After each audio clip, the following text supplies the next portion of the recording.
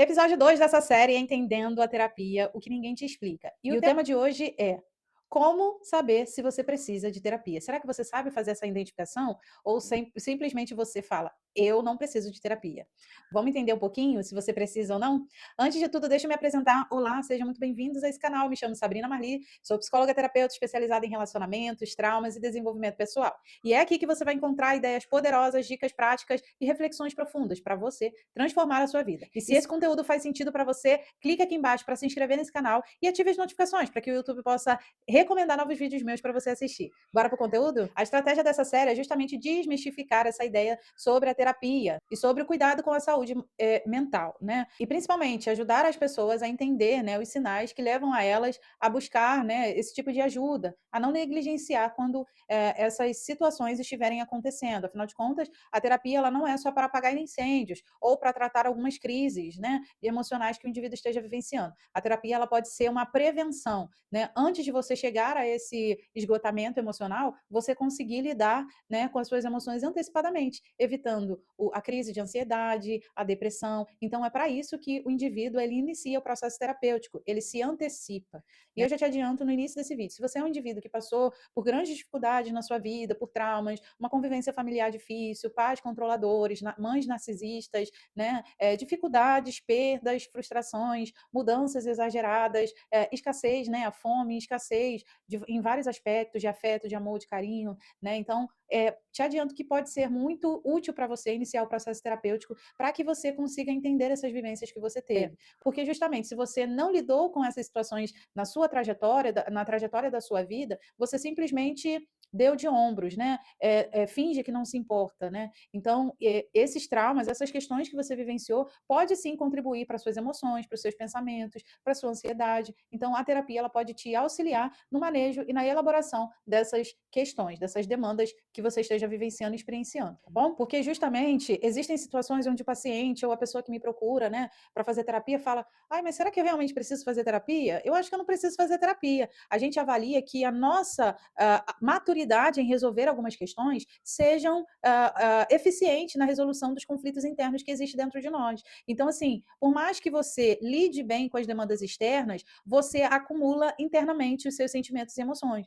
Vou dar um exemplo. Às vezes você lida com, por exemplo, o luto, a perda de um ente querido, com relacionamentos. Não dá nem 2 meses que a pessoa, que você perdeu alguém, você se envolve com alguém, né, com uma pessoa. Então, isso é uma estratégia de escapismo, de fuga, para você não. É como se fosse uma distração. Você se distrai do problema real. Então, quando você se vê num novo propósito, tecnicamente te distrai da sua dor. Então, a demanda do relacionamento é uma estratégia de escapismo, de fugir da dor, do luto, né? Então, possivelmente esse relacionamento vai ser uma fuga para você. Então, é uma dos pontos que acabam fazendo com que o indivíduo negligencie a sua dor, a sua angústia, para justamente não ter que lidar com elas, colocando uma pedra, né, em cima para fingir que elas não existem. E a ideia que eu tenho e que eu quero passar nesses vídeos para você é que a terapia ela não é para momentos de incêndios, né, para apagar incêndios.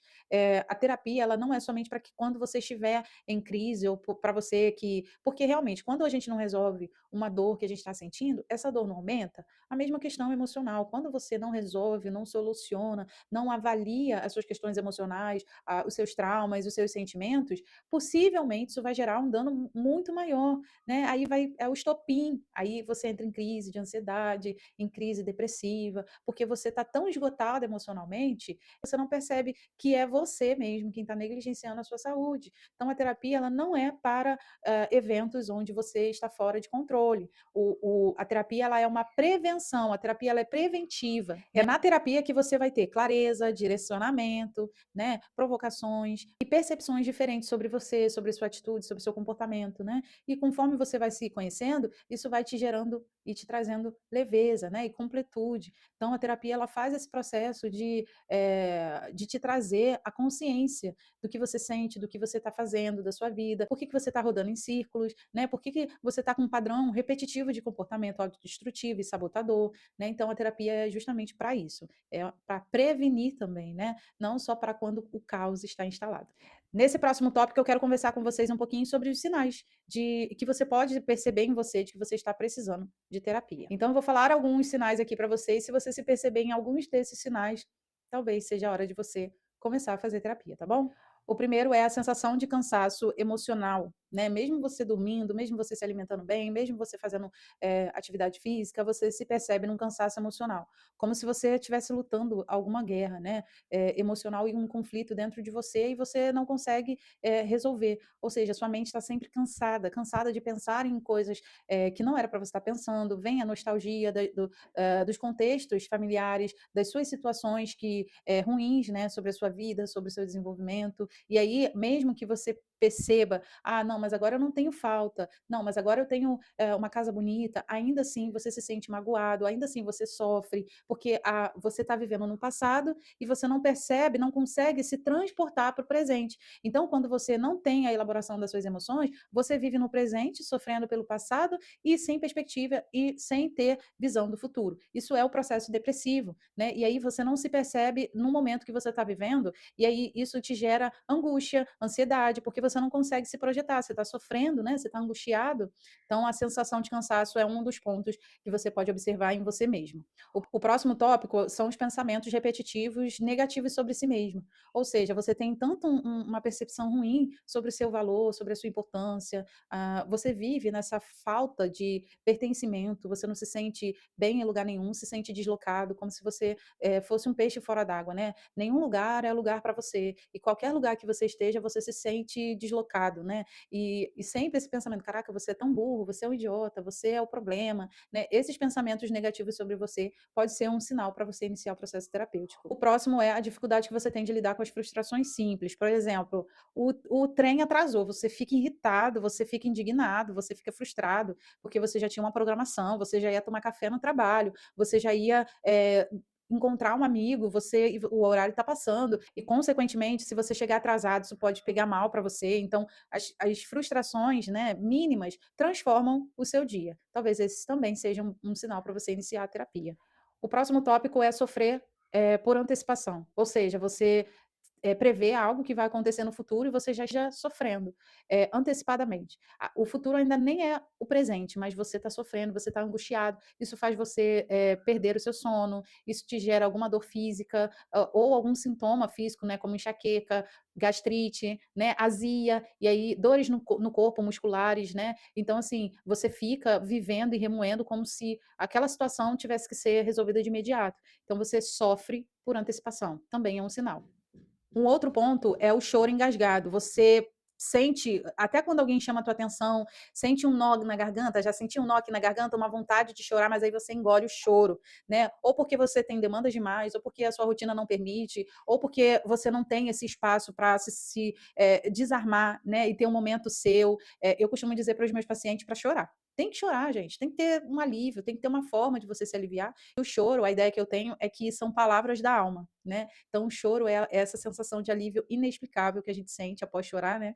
E é muito significativo. Então, se você está com esse choro engasgado, você não sabe nem a razão, o motivo, talvez seja um sinal também para você começar a terapia. O próximo tópico eu vou falar que está mais relacionado com a ideia da carreira, da profissão, ou da faculdade, ou da escola, que é o sentimento de inadequação. O paciente, ele não se sente adequado em nenhum lugar, ele se sente pequeno, menos, né? E aí tem um sentimento aí de vitimismo, de autocomiseração que você tem por você mesmo. E isso está muito relacionado com o seu contexto familiar, com as suas vivências, com o seu passado. Então, isso é uma coisa que você precisa se elaborar. Porque eu costumo dizer que muitas das vezes o paciente ele ainda se percebe em um contexto de vida, em um contexto de existência que não é mais o mesmo. Por exemplo, o paciente já casou, ele ainda vive com os traumas de quando ele vivia com a mãe, que a mãe era manipuladora, controladora, exigente demais, né, rígida. E hoje você tem uma liberdade e o paciente não consegue transicionar para essa nova vida. É como se ele parasse no tempo, né? E a única maneira que ele sabe viver é aquela maneira que ele aprendeu.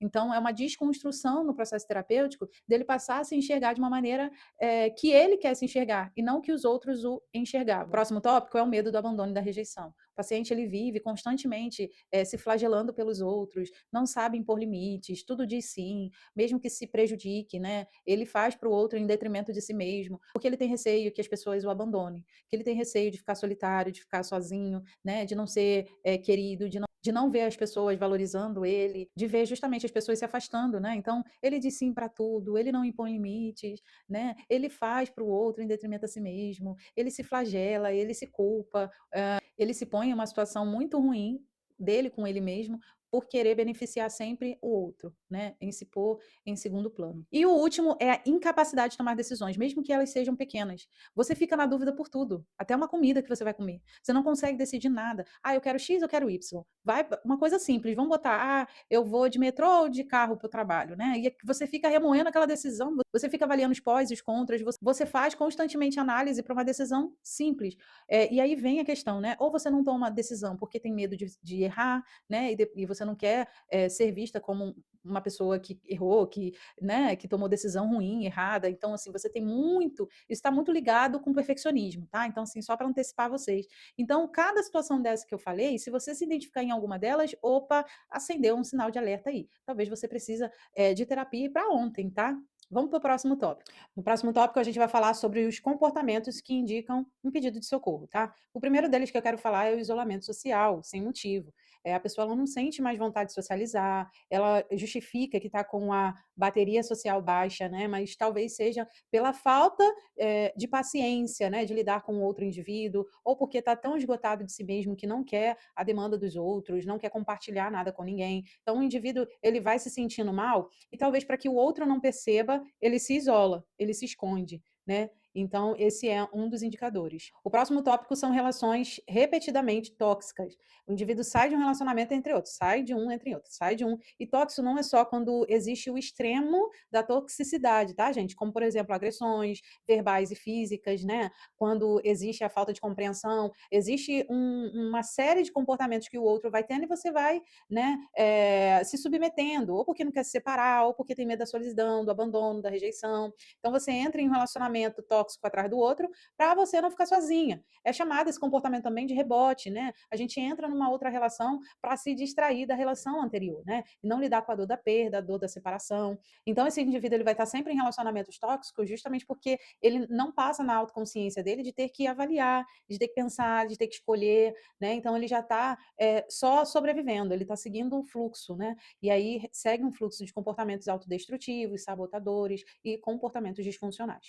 Nesse próximo tópico é a compulsão. E a compulsão ela pode ser por vícios, né, como bebida, drogas, a própria relação íntima, sem filtros, sem critérios, com qualquer pessoa, né, se pondo em situações de risco, encontrando pessoas na casa delas, sabe? Se colocando em situação de risco mesmo, né, de perigo, justamente como estratégia de fuga. Tem a questão da comida, tem um outro ponto que não é sobre a compulsão, mas que acaba sendo relevante falar aqui, é quando o paciente ele acaba tentando exageradamente se distrair. E aí ele vai fazer algo muito repetidamente, compulsivamente. E uma outra questão que a gente pode mencionar é, por exemplo, também o trabalho. Às vezes você acha, eu não como demais, eu sou saudável, mas você é viciado em trabalho. Né? Você é viciado em arrumar briga, em arrumar discussões, você é viciado em séries, passa dia e noite vendo séries, sem responsabilidade, sem compromisso, você nem vê problema nisso, né? Então, assim, isso pode ser um sinal também. O próximo tópico seria a incapacidade de sustentar uma rotina saudável.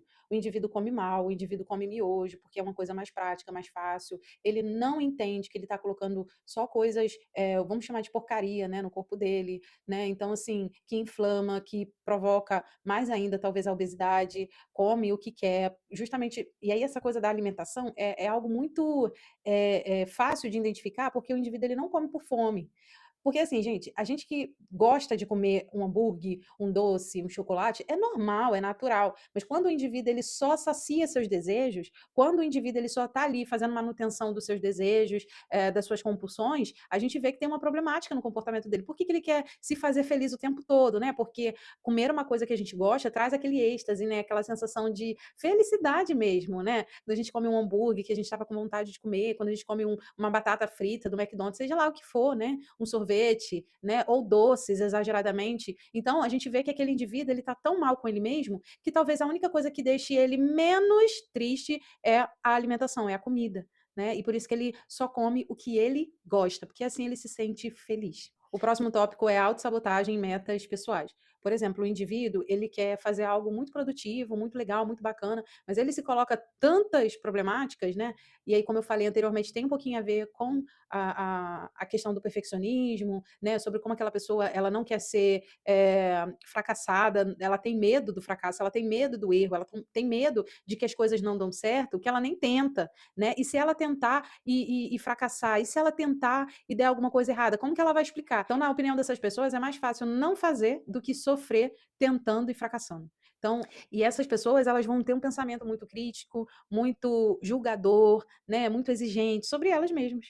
Imagina sobre os outros, né? Então se torna muito pesado, denso a convivência com essas pessoas, porque elas são muito críticas, muito exigentes, né? Tudo reclama, tudo não tá bom, tudo o jeito dela é melhor, tudo o jeito dela é mais extraordinário. Então, assim, elas querem ser tão útil para tudo, né? Porque isso diz sobre a eficiência delas, sobre a inteligência delas, sobre o quanto elas são proativas, que isso acaba trazendo um peso também para as relações, para a amizade, para convivência familiar.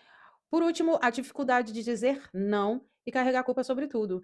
Como a gente não consegue. Isso aí está muito relacionado também com a estratégia de não querer que o outro abandone, não querer se sentir rejeitado. Tem a ver também com a questão de lidar com conflitos. Às vezes a pessoa não fala, não diz um não, porque ela sabe que o não dela vai gerar um conflito e ela nem sabe como resolver esse conflito. Então, na perspectiva dela, na visão dela, o não é mais problemático do que dizer sim para tudo. Depois ele fica se culpando, poxa, aconteceu isso, porque. Então, o olhar sobre ele sempre é de inutilidade. Você está sempre errando, você está sempre falhando, né? Você está sempre se pondo em segundo plano. E aí essa culpa ele vai carregando, porque era só ele dizer não. Poxa, você não consegue dizer não, por quê? Porque você tem medo do que o outro vai falar, você tem medo do outro se afastar de você não quer perder essa amizade, ou porque você não consegue nem dizer, ou porque você não quer lidar com esse conflito, você não quer lidar com essa situação. E tudo bem, não saber lidar com conflitos é uma habilidade que a gente desenvolve, que a gente aprende, né, no processo de desenvolvimento pessoal. Então, se você se enxerga em alguma desses comportamentos, talvez seja a hora de você iniciar o processo terapêutico. E aí eu sempre falo, gente, tudo bem você não começar agora. Ah, não, eu tô bem, eu tô não sei o quê. Não tem problema nenhum. Eu tenho hoje um paciente que tem 50 anos, né? A idade dele não diz nada sobre o atraso dele em construir uma vida minimamente satisfatória para ele, mas diz que sobre a negligência da saúde mental dele. Ou porque não tinha condições, ou porque não fazia ideia, ou porque não tinha essa visão de que realmente precisasse, foi procrastinando, procrastinando, e hoje ele está com os seus 50 e poucos anos fazendo terapia. Já cheguei a atender uma paciente com 70 anos. Então, assim, essa coisa da saúde mental, em algum momento você vai ter que parar, ou por vontade própria, né? Ou por obrigação. E aí você quem vai decidir, ou para apagar o incêndio, ou para fazer uma prevenção. Então, aí é quem vai decidir é você. De que jeito você vai recorrer à terapia? Pela intervenção voluntária e de prevenção, ou pela intervenção de apagar incêndio, né? E resolver o caos? Você quem vai decidir. Fica com essa reflexão. E a visão que a gente tem do processo de pedir ajuda é justamente essa: você vai esperar o fundo do poço para poder pedir ajuda, e chegando lá, será que você vai conseguir ter forças para pedir? Né? Então, assim, e é muito necessário que você se auto-perceba. Não, eu vi nesse vídeo aqui que eu estou em algumas situações. Né? E eu costumo falar com os meus pacientes que só busca terapia quem se conscientiza de que precisa. Então, eu não posso, como terapeuta, convencer você de que a terapia vai te fazer bem. Se você não tiver essa autoconsciência, quem perde é você. Eu, como terapeuta, eu tenho outros pacientes que estão nesse processo, estão buscando ter uma vida minimamente satisfatória para eles. Gente, e não é sobre terapia durar para sempre, não é sobre terapia ser para gente que tem problemas de saúde mental. Às vezes, a terapia ela vai te auxiliar no seu desenvolvimento emocional, psicoeducação emocional. Então, é necessário você se conscientizar disso, porque talvez quando você chegar nesse lugar de fragilidade e de esgotamento emocional, você já nem saiba mais o que fazer. E aí pedir ajuda vai se tornar algo que talvez você nem tenha força para fazer. E talvez, né, a terapia ela pode ser uma prevenção para você nesse momento, para você, mesmo que esteja no fundo do poço, conseguir sair de lá. Eu vou bater nessa tecla porque é uma coisa que eu acredito, tá? A terapia, ela é esse processo onde você previne as suas questões emocionais. Vamos supor, você passou a vida toda, 30 anos, você tem 30 anos tendo que lidar com as suas emoções, com os seus traumas sozinho, sem falar para ninguém. Ah, não, aconteceu isso comigo, mas eu já superei. Superou mesmo? Né? E a mágoa que está dentro do teu coração gerando amargura. gerando tristeza, gerando irritabilidade, gerando grosseria com as pessoas com quem você se relaciona, te esgotando emocionalmente, tudo está ruim para você, a sua perspectiva sobre o mundo está ruim porque você está intoxicado dentro de você. E eu vou usar essa referência do morango. Pega um morango ruim e coloca perto dos bons. Vai estragar tudo. E às vezes as nossas emoções boas são estragadas pelas ruins. Pela nossa mágoa, pela nossa irritabilidade, pela nossa frustração, pelos nossos traumas. E a gente não está percebendo. Nós estamos nos intoxicando lentamente, internamente. Por fim, para a gente encerrar, a prevenção ela é um autocuidado que vai fazer com que sua mente se abra para o seu desenvolvimento pessoal, o autoconhecimento, e talvez os sinais e os sintomas físicos que você está sentindo, o cansaço, a fadiga extrema, às vezes você dormiu um dia inteiro, mas ainda assim você está pesado, parece que tem um peso dentro de você, né? E às vezes você sente dores físicas, existem sintomas somáticos que são psíquicos, né? E o paciente ele não quer aceitar isso, né? Como assim? Eu tô com dor de cabeça, uma enxaqueca. Aí você vai no médico, não, é só tomar um remédio, mas toda vez porque a sua mente é o centro de tudo. Se todos os seus pensamentos estão voltados na sua culpa, no seu autoflagelo, no seu sentimento de injustiça, na sua irritabilidade, quem que vai doer? Né? Alguma parte física do seu corpo vai doer. Então, o seu corpo ele já está te dando sintomas, né? Sinais físicos de que as suas emoções ela precisa de uma atenção. E aí não importa se você vai parar agora, com 30 anos, com 40 anos, ou se você vai escolher viver a vida da maneira que você está. Mas que você precisa de terapia, você já está mais do que consciente de que você precisa. Vamos ficar por aqui hoje? Se esse vídeo tocou você e você se identificou, né, é hora de você buscar ajuda, tá? Entendendo que você pode e merece esse autocuidado.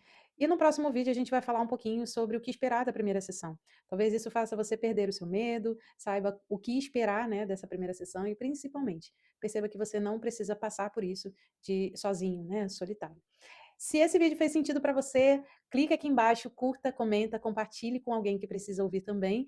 Lembrando que se você quiser fazer parte, né, dessa jornada de autoconhecimento e desenvolvimento pessoal, não esqueça de me seguir e ativar notificações para que você possa receber novas indicações de vídeo meu do YouTube. E é isso, a gente se vê no próximo vídeo. Até lá!